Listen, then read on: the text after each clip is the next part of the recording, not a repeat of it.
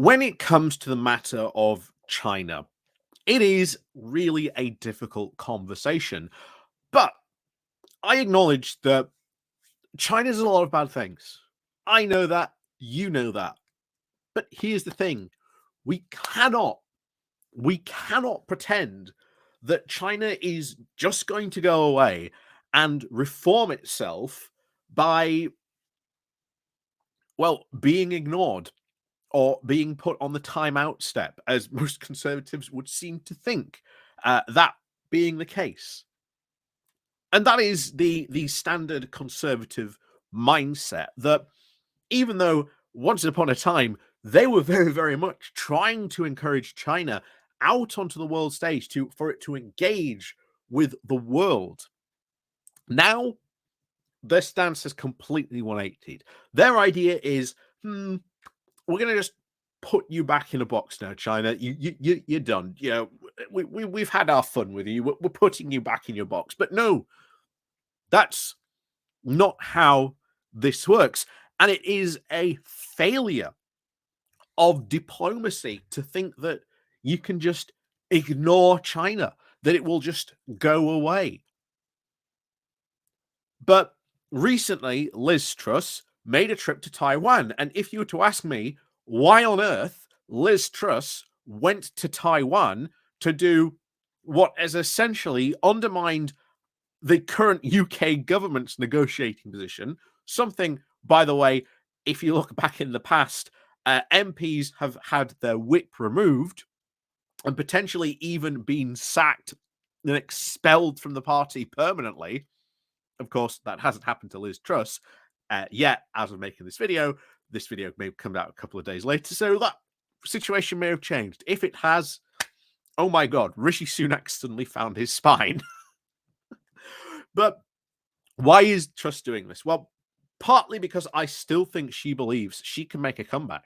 I generally do think Liz Truss is so delusional, and it's not without some foundation.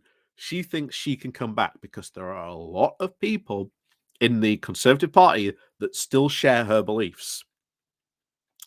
And if she thinks she can get to the final two again, she can just go on the same racket that she did. Like I say, they voted her in once. It's very likely the current sort of non-parliamentary party will vote her in again.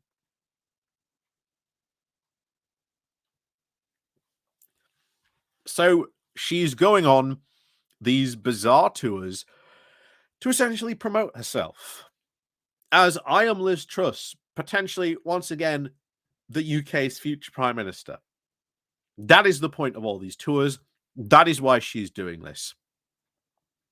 And for her to go around and to undermine her government's own policy, where we have seen people like James Cleverly, who, bear in mind, I don't have a high opinion of James Cleverly, but at least his policy was on China that we have to work together. We have to engage with China on a numerous of issues if we are to solve some of these problems.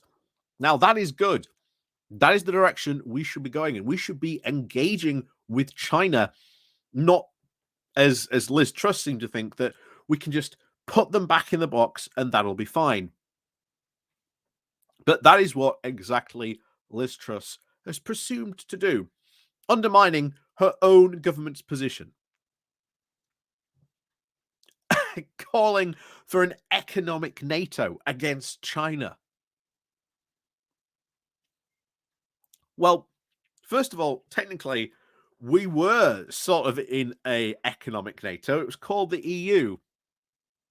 And how should this economic NATO operate? Who gets to make the rules? What do you mean by there's all sorts of the questions that this just raises that once again ask the answer of, well, Liz, we are nothing. Why is anyone going to join us in an economic NATO against China? We already left one of the most successful economic unions there was in the EU. What are you on about? And to be honest, I am glad that there was an MP who did call out Liz Truss for this. She was called out for it, and she called it Instagram diplomacy. And I'm glad that they called her out for that, because that is exactly what this was all about. It was nothing more than a big promotional tour for Liz Truss, so that eventually, maybe in the not too distant future, she can have another run again at being Prime Minister. Except she probably won't be Prime Minister. She'll probably be leader of the party, but she won't be Prime Minister again, because who in their right mind would ever vote for Liz Truss, knowing that she almost crashed the economy and almost destroyed the entire UK pensions industry? Bear in mind, if you look at what the average age of the Conservative voter is, they probably wouldn't have been very happy had that happened. But Liz Truss's crazy economic ideas still very popular. And it's kind of funny. You look at Kersey Kutang, her once, Treasury bosom buddy. He is distancing himself as far as possible from Liz Truss. He knows the damage that has done, and at least he is staying out of the limelight as much as possible and trying to distance himself as far as he can to try and salvage whatever reputation he can from the disastrous Truss premiership. But this was nothing more than a stunt. This was nothing more than a stunt. And if Rishi Sunak had a spine, he would be reprimanding Truss. He would be stripping over the whip. But he doesn't. If something does happen to her between now and I make this video, well, that's shocking for one. And where was this spine, Sunak? There's plenty of other Tory MPs you need to be sanctioning. But hey, hope you've liked the video today. Like I say, I'm still out in Bucharest at the moment. So, as always, please remember to click on the like, share, and subscribe button. And, of course, down below, there's links to my Patreon page, the one-off donation link called Buy Me Coffee, where you can buy me coffee, although I'm probably going to buy a pint while I'm out in Bucharest. But, as always, thank you very much for watching. And, of course, we'll see you all next time.